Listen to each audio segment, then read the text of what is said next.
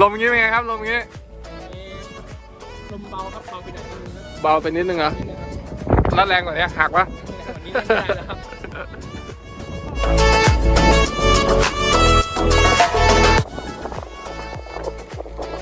เอา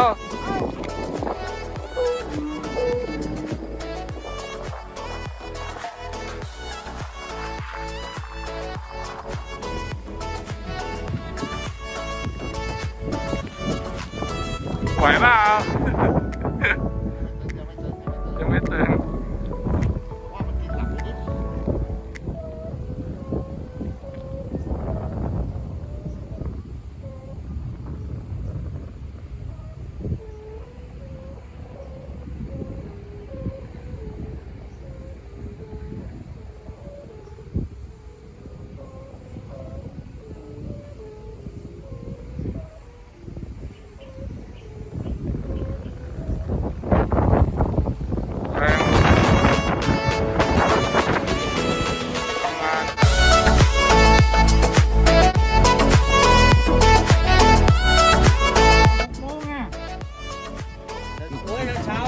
ตื่นแล้วโมงอ่ะอย่างเงี้ย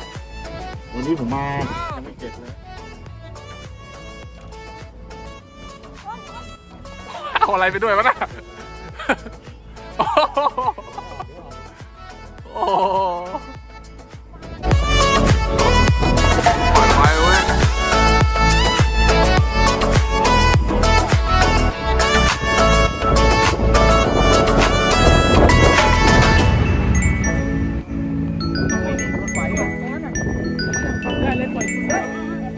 ลมดีไหมครับดีครับพวกแรงอ่ะหน้าช้างไม่เปลี่ยนแปลง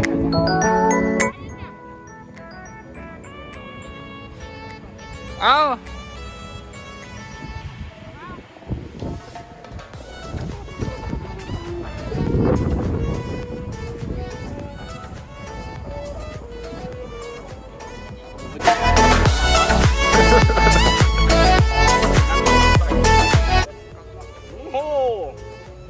ไม่ระเบิดกลางอากาศนะครับ